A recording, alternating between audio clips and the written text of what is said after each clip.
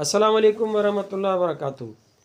दोस्तों आउं हाली हसन अब्बासी आहियां। जेकॾहिं मुंहिंजो चैनल पहिरियों दफ़ो ॾिसी ऐं ॿुधी रहिया आहियो त बराए महिरबानी मुंहिंजे चैनल खे सब्सक्राइब कंदा, बेल आइकन खे क्लिक कंदा ऐं जेकॾहिं मुंहिंजी ऑडियो पसंदि अचे त उनखे लाइक कंदा ऐं कमेंट बॉक्स में पंहिंजी राय खां आगाह कंदा।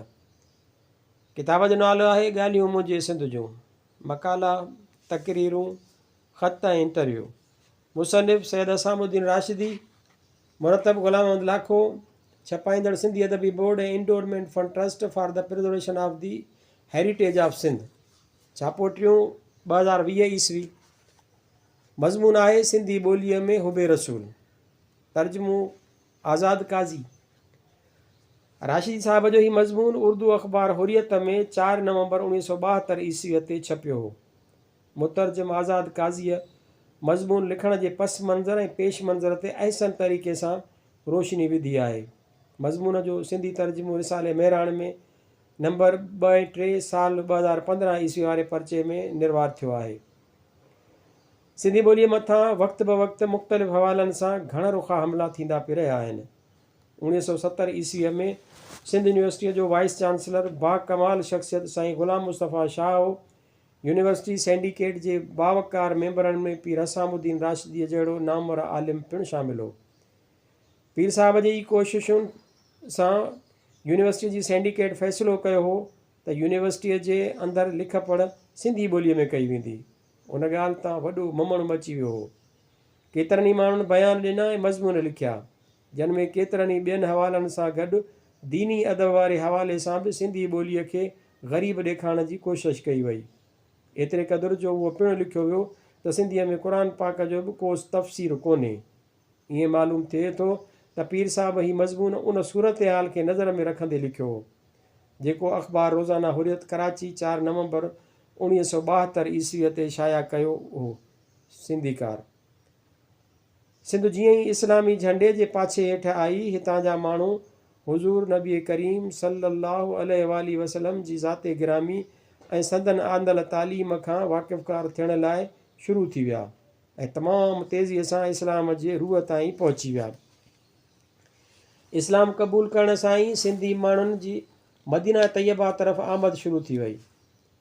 तालुकात जी शुरूआति थींदे ई सिंध जे माण्हुनि उन दीन इस्लाम खे पंहिंजो करे वरितो ऐं उन में दर्क पैदा कयो। केतिरियुनि अहिड़ियुनि शयुनि में उन्हनि सबक़त हासिलु कई ऐं अबलियत वारो शरफ़ हासिलु करे आलम इस्लाम में पाण लाइ हिकु ख़ासि नोइयत जो मर्तबो ऐं इम्तियाज़ पैदा करे वरितो। क़ुर मजीद जो पहिरियों तर्जुमो हिते थियो ऐं दीन जे रुकननि ऐं अक़ीदनि बाबति पहिरियों किताबु हिन सरज़मीन ते लिखियो वियो। हदीस जो पहिरियों मजमूओ हिते मुरतब थियो ऐं हुज़ूर अकरम सल्लल्लाहु अलैहि वसल्लम जन जे ख़तनि खे पिणु मजमूए वारी सूरत हिन सरज़मीन ते ॾिनी वई। मतिलबु त ॾिसंदे ॾिसंदे सॼी सिंध इस्लामी रंग में रंगिजी वई। नओं दीन हो, उमंगूं ताज़ियूं ऐं विलविलो नुक़्ताए उरूज ते पहुतल हो। उन करे हितां जे बुज़ुर्गनि दीन जे रुकननि सां गॾु दीन आणींदड़ जी शख़्सियत खे पिणु पंहिंजी मुहबत ऐं अक़ीदत जो मरकज़ी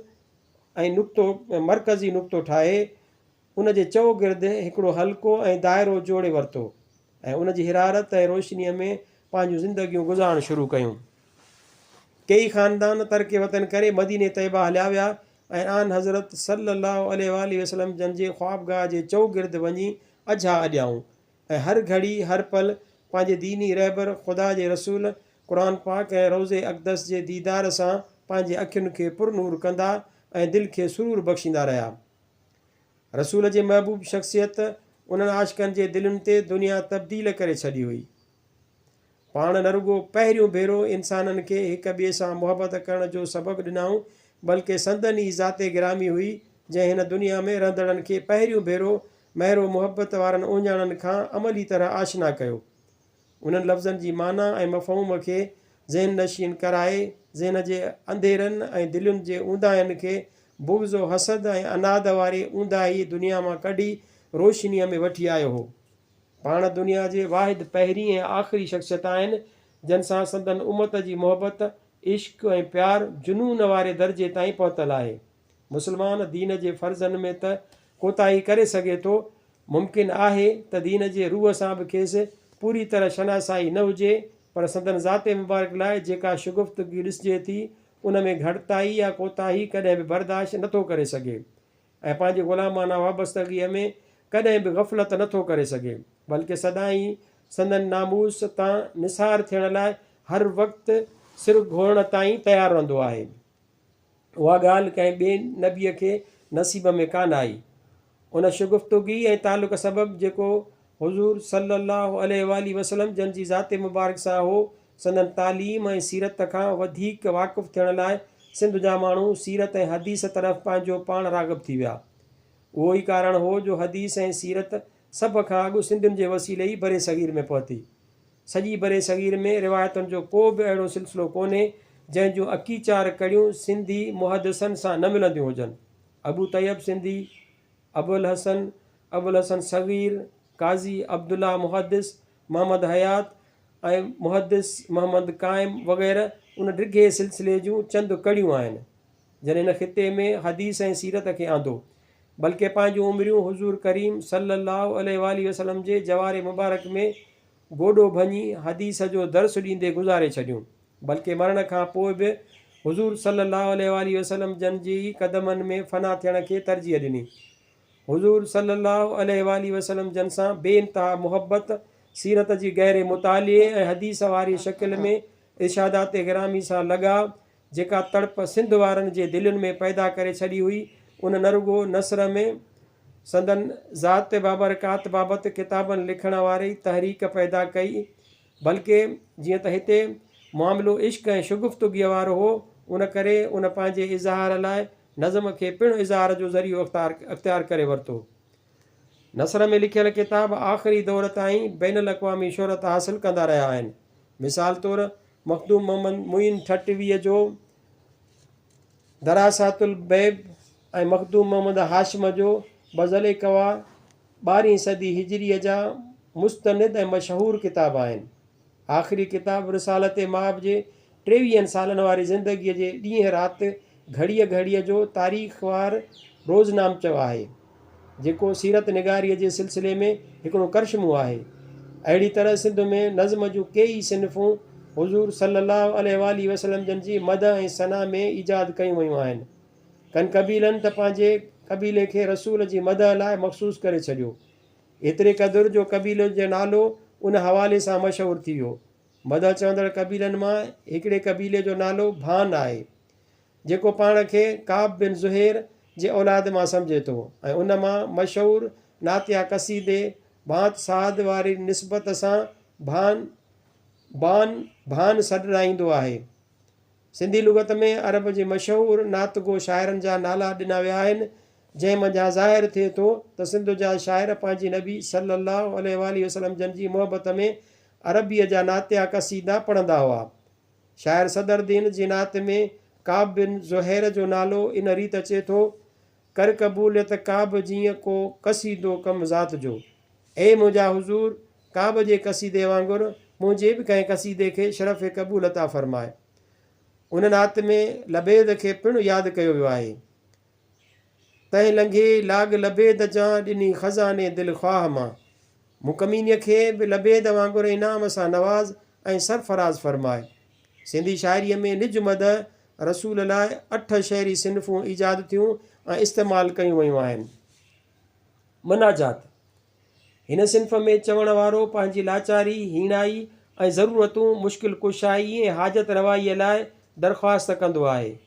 मदा इहा दरअसल मद आहे, जंहिंखे सिंधीअ में मदा चयो वेंदो आहे।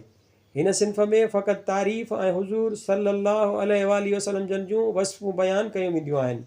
मौलूद हीअ सिंफ़ हूअं त हुज़ूर सल्लल्लाहु अलैहि वसल्लम जन जी विलादत वारो ॾींहुं मल्हाईंदे ॻाई वेंदी आहे, पर सिंध में उनखे सॼो साल ॻातो वेंदो आहे।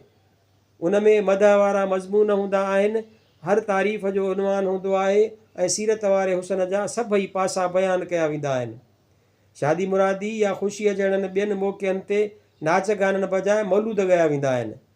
चंद माण्हुनि जी हिकिड़ी टोली सुरीले आवाज़ में मौलूद ॻाईंदी आहे, जिन खे मौलूद चवण में वॾी महारत हूंदी आहे। उन्हनि जा धार धार पंहिंजा पंहिंजा हल्का हूंदा आहिनि। उहे शख़्स मौलूदी सॼा वेंदा आहिनि ऐं हर हंधि घुराया वेंदा आहिनि। मुनाकिबा उहो मनाक़िब वारी माना में इस्तेमालु थींदो आहे। हिन में हुज़ूर अकरम सल्लल्लाहु अलैहि वसल्लम सां गॾोगॾु संदसि असहाबी सॻोरनि जी तारीफ़ ऐं ख़ासि तौर ते ख़ुलफ़ाए राशिदीन जूं वसफ़ूं बयानु कयूं वेंदियूं आहिनि। हुज़ूर सल्लल्लाहु अलैहि वसल्लम जन लाइ धार ऐं ख़ुलफ़ाए राशिदीन लाइ धार मुनाक़िबा लिखिया वेंदा आहिनि। मौजज़ा हिन सिनफ़ में हुज़ूर सल्लल्लाहु अलैहि वसल्लम जन ॾांहुं जेके मौजज़ा मनसूब आहिनि उहे बयानु कया वेंदा आहिनि।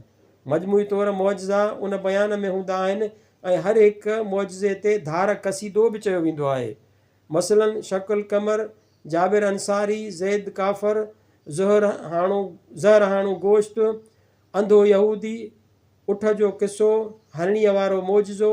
मतिलबु त हुज़ूर जन जी ज़ात मुबारक सां जेतिरा बि मौजज़ा मशहूरु ऐं मनसूब आहिनि उन्हनि मां को बि न छॾियो वियो आहे। नड़ जा बैत इहो दोहे जो हिकु क़िस्म आहे जंहिंमें ॿिनि टिनि या चइनि लाॻीतनि मिसरनि में हुज़ूर सल्लल्लाहु अलैहि वसल्लम जी तारीफ़ ऐं संदन शख़्सियत सां पंहिंजी वाबस्तगीअ खे वालहाणे अंदाज़ में बयानु कयो वेंदो आहे। अंदाज़े बयान वारे लिहाज़ सां उहा सिंफ़ निहायत पाकीज़ा ऐं निहायत मुतासिर करण वारी आहे। हिकिड़ो माण्हू नड़ वॼाईंदो आहे, ॿियो उन जे लय ते बैत ॻाईंदो आहे। उनखे सिंधीअ में नड़ चयो वेंदो आहे। उन करे उन्हनि दोहनि खे उहो नालो ॾिनो वियो आहे। उन सिंफ़ जा बैत सिंधी अदब में लखनि जे तादाद में मौजूदु आहिनि। ॿोली ऐं लफ़्ज़नि जो उन्हनि में बेबहा ख़ज़ानो मौजूदु आहे। मक़ामी इस्तारा, तशबीहूं ऐं चवणियूं हैरतनाक हद ताईं इस्तेमालु थियूं आहिनि। ॾोर जा बैत उहो बि दोहे जो ई हिकु क़िस्म आहे जेको ॿिनि टिनि चइनि पंजनि मिसराउनि ते मबनी आहे। उन में रम्ज़ रखी वेंदी आहे। उहा मोमे जी शकिल आहे ऐं फ़क़ति हुज़ूर जन लाइ मख़सूसु आहे। संदन का बि वसफ़ या सीरत पाक जे कंहिं वाक़िए खे रम्ज़ या मोमे वारी शकिल में पेश कयो वेंदो आहे। गर्मियुनि में चांड्रोकीअ वारनि शुगुफ़्ता ऐं ख़ुशगवार रातियुनि में जॾहिं को सोच सम्झ वारो महिमान ॻोठ में अची वेंदो आहे त उताक में गॾिजी माण्हू उहे बैत पढ़ंदा आहिनि। लोली माइरूं ॿारनि खे राति जो लोलियूं ॾेई सुम्हारींदियूं आहिनि, पर उहा लोली बेमाना नाहे हूंदी। पर लोरियूं जंहिंखे सिंधीअ में लोली चइबो आहे उहा मदह या मुनाजात ते मुश्तमिल हूंदी आहे। सम्झ वारनि ॿारनि खे मौजज़े वारी लोली ॿुधाई वेंदी आहे। उहे लोलियूं औरतुनि जी तसनीफ़ हूंदियूं आहिनि। उन्हनि में ॾाढो सोज़ ऐं जज़्बो हूंदो आहे। लफ़्ज़ निहायत नाज़ुक ऐं उन्हनि में ॿोली ख़ालिस घरेलू इस्तेमालु कई वेंदी आहे। अरबीअ में काब बिन ज़ुहैर जो क़सीदो लासानी आहे। फ़ारसीअ में कुदसी मशहदी जी मदह या नात खे ग़ैर मामूली शोहरत हासिलु आहे ऐं तक़रीबन मिड़नी मशरक़ी ॿोलियुनि में उन्हनि ते तज़मीनूं चयूं वयूं आहिनि। उर्दूअ में मोहसन काकोरवी जी नातिया क़सीदे खे ॿोलीअ जी सफ़ाई ऐं बंदिश जी बुनियाद ते हिकिड़ो ख़ासि मर्तबो हासिलु आहे। अहिड़ी तरह सिंधीअ में कुझु क़सीदनि खे लाफ़ानी शोहरत हासिलु आहे। मसलन सिंध जे फ़रमानरवा सरफराज़ ख़ान जी चयल मदह, भला ॼाम हिन ग़ुलाम संदो सवाल सुणिज तूं, ऐं मुंहिंजा आला मर्तबत आला सिफ़त आका, पंहिंजे हिन अदना ग़ुलाम जी इल्तिजा त ॿुधो। अहिड़ी तरह शाइर साहबरिने जी मदह, अगसनी या सैयदा रस या रसूलुल्लाह तूं। हिन ज़हनी ख़लबशार वारे दौर में त नथो चई सघिजे, पर 25-30 साल अॻु ताईं सिंध जी हर मर्द औरत खे उहो क़सीदो बरज़ुबान यादि हूंदो हो। वॾड़ियूं कुराड़ियूं औरतूं राति जो सुम्हण वक़्तु का बि मदह दुआ तौरु पढ़ी पोइ सुम्हंदियूं हुयूं ऐं मर्द सुबुह जो कलाम मजीद जे तिलावत खां पोइ उन्हनि मदहनि खे दुआ तौरु पढ़ी छॾींदा हुआ। उहो रोज़ जो मामूल ऐं मशग़ूलो हूंदो हो। मथे ज़िक्र कयल सिन्फ़ुनि जो रिवाज 7वीं सदी हिजरीअ खां मालूम थिए थो।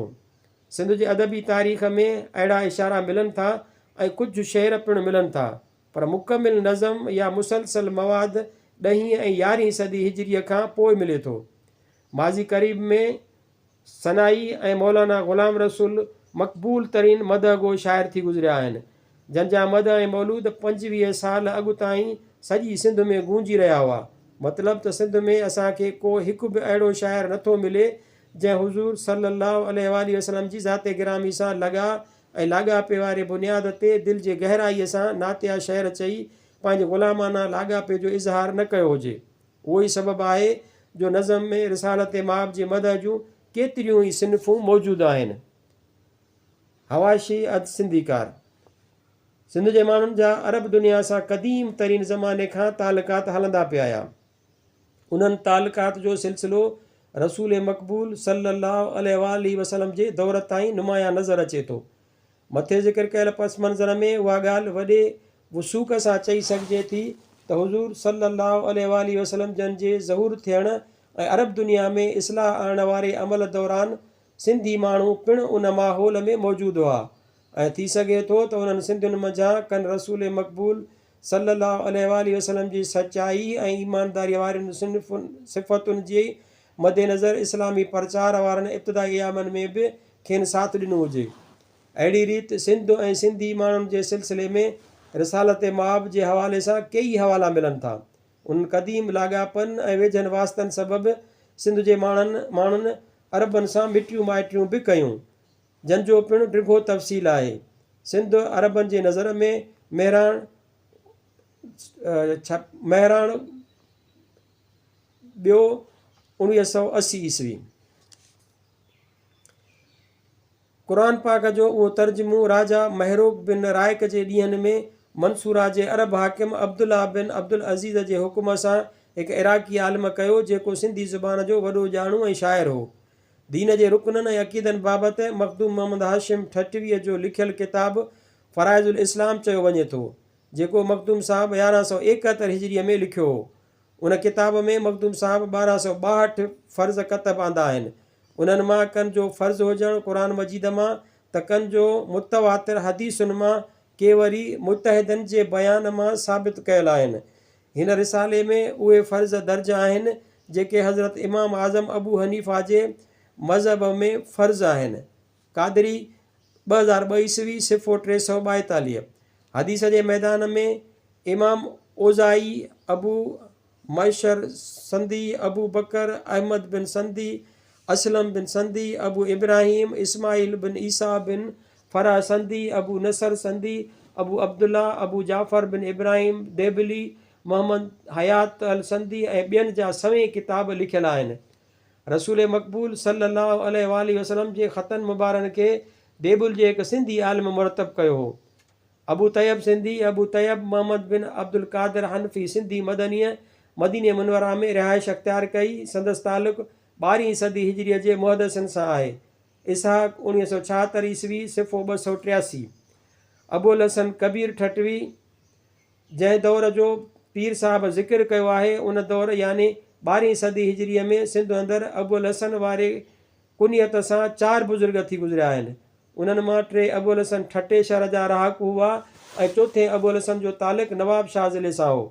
उन्हनि मां हिकिड़े बुज़ुर्ग यानी अबुल हसन सगीर जो पीर साहब धार ज़िक्र कयो आहे। उन करे ॿिए ज़िक्र कयल अबुल हसन जो इशारो अबुल हसन कबीर तरफ़ आहे, जेको अबुल हसन कबीर मुहदिस मदनी तौरु मशहूरु आहे। ठटे खां मदीने मुनवरा ॾांहुं हिजरत करे वियो ऐं उते जे कई मशहूरु आलिमनि खां वधीक इल्मु पिरायाईं।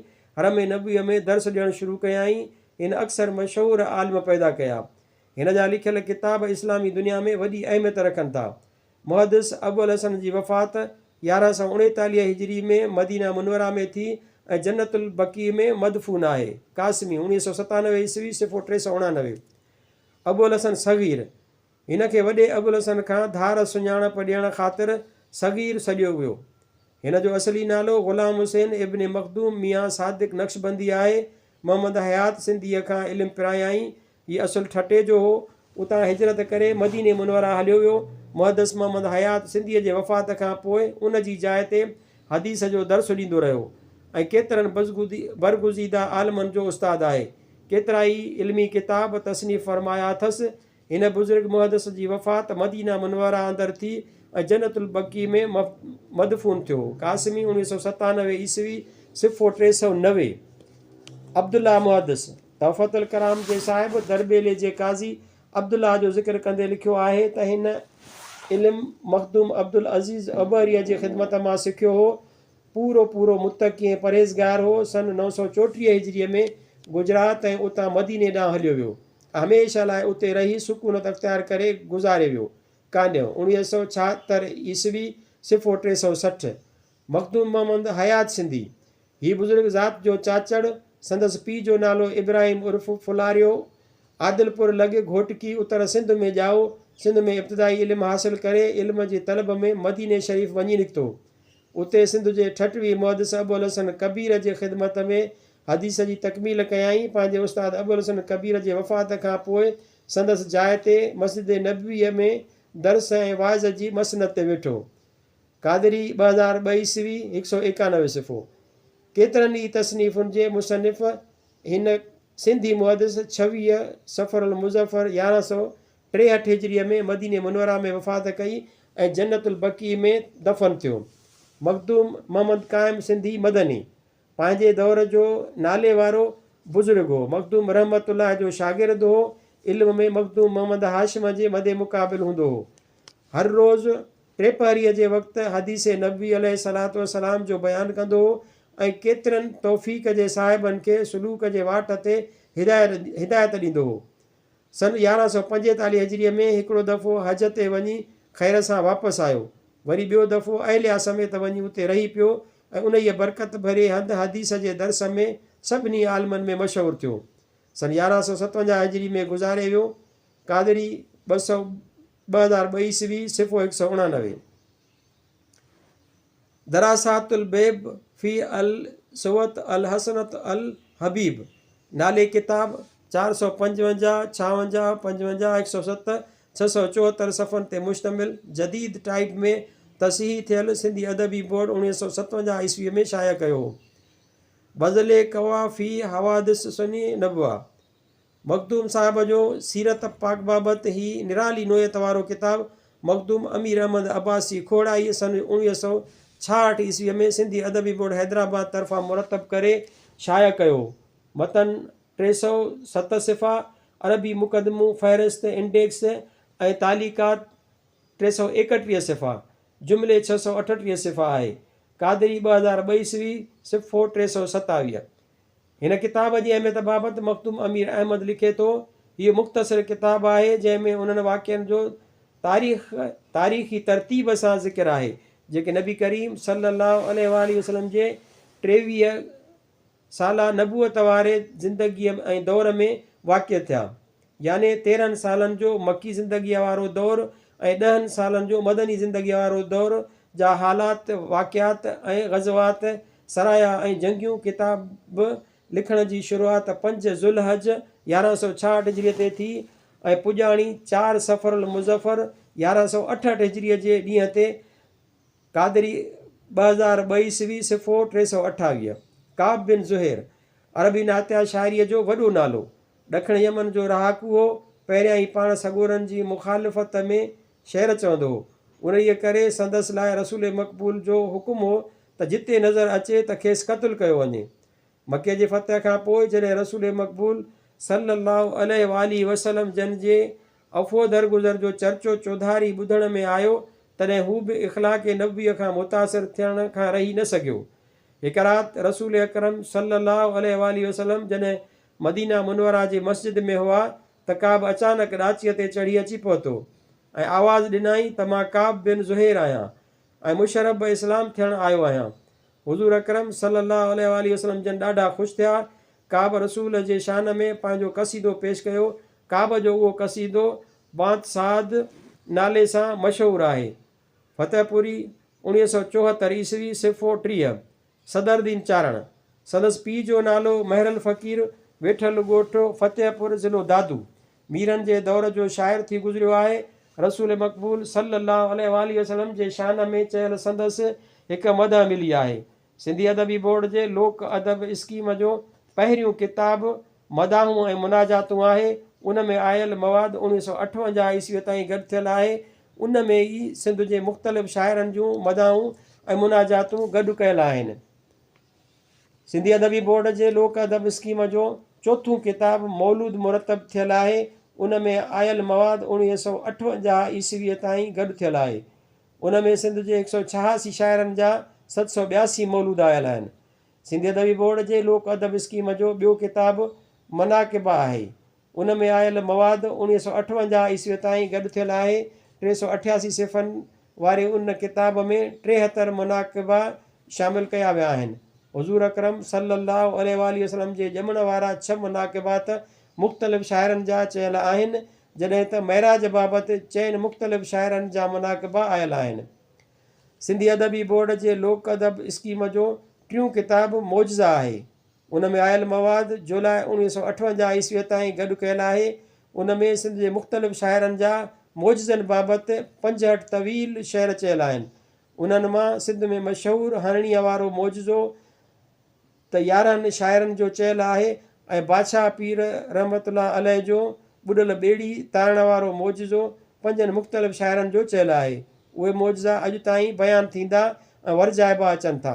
सिंधी अदबी बोर्ड जे लोक अदब स्कीम जो 19 किताबु नड़ जा बैत आहे। सिंध में सावण फ़क़ीर जा नड़ बैत मशहूरु आहिनि। हिन किताब में सावण फ़क़ीर ऐं संदसि साथारियुनि जा 54 तवील नड़ बैत ॾिनल आहिनि, जन मां 18 तवील बैत सिधी तरह हुज़ूर अकरम सल्लल्लाहु अलैहि वसल्लम औलियान जे मौजज़नि ऐं सिफ़त ऐं साराह बाबति चयल आहिनि।